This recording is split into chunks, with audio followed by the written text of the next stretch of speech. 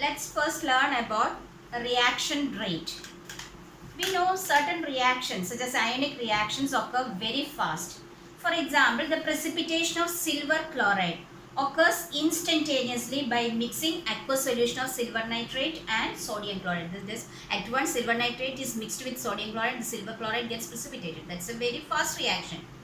And we also know that is the rusting of iron, formation of hydrated iron oxide. That's a very slow process. The reaction takes place at a very extremely slow rate. So it's very difficult to study the kinetics of this extremely fast and extremely slow reactions. But there is a third category of reaction that takes place at a moderate rate. Example, the inversion of cane sugar or hydrolysis of starch. So in this chapter, we'll be studying or we'll be dealing with the kinetics of moderate reactions. So first of all, just to study what is the rate of a chemical reaction, or just to define the rate of a chemical reaction, we know that in order to find the rate or speed of an automobile or a car, it is expressed in terms of change in position. For a car, the position will be changing with time. So we are finding out the change in position, or we call it as distance covered by it in a certain period of time. So the distance covered by the time taken, that will give the speed of a car.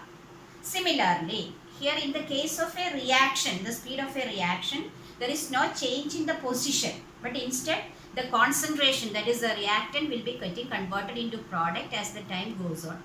So here the concentration of the reactant as well as the product changes with time. So in order to find the speed of a reaction or the rate of a reaction, it can be defined as the change in concentration of a reactant or product divided by time taken for that change. To be more specific, it can be expressed as either the rate of decrease in concentration of any one of the reactant, or it is described as the rate of increase in concentration of any one of the products, because we know that a chemical reaction is one in which the reactants are getting converted into products as the time passes by. So the concentration of the reactant goes on decreasing, and simultaneously the concentration of the products goes on increasing. So in order to find out the speed of a chemical reaction, you have to find out either the rate of decrease in concentration of any one of the reactant or the rate of increase in concentration of any one of the product.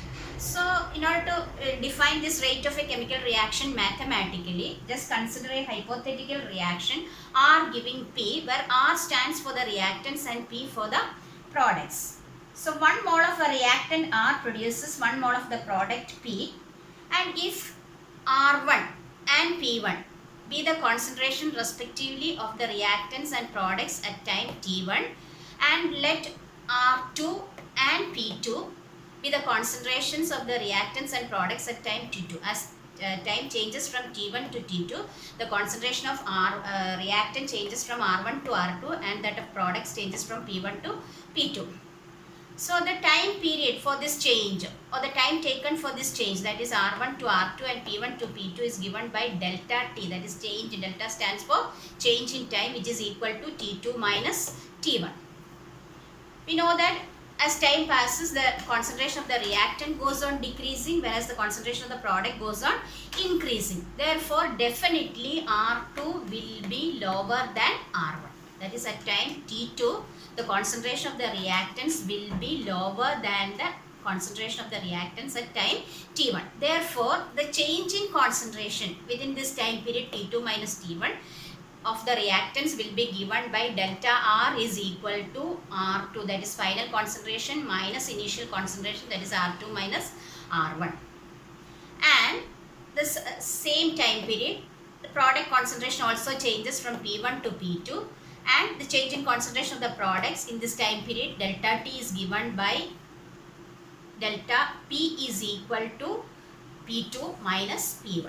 Here all the concentration terms are enclosed in square brackets because it denotes the molar concentration, that is concentration in terms of molarity.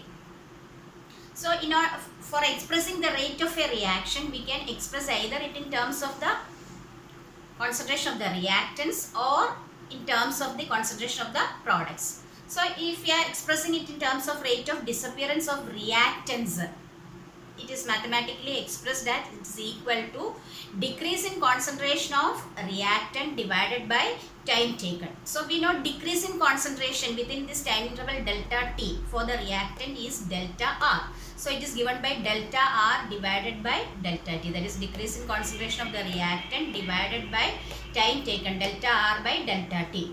Here we can see a negative sign, or it is multiplied by a negative 1 because we know that R2 minus R1, that is R2 is always lower than R1, so R2 minus R1 will be a negative quantity, but the speed of a reaction cannot be a negative quantity. So to make it positive, we are multiplying it with negative 1.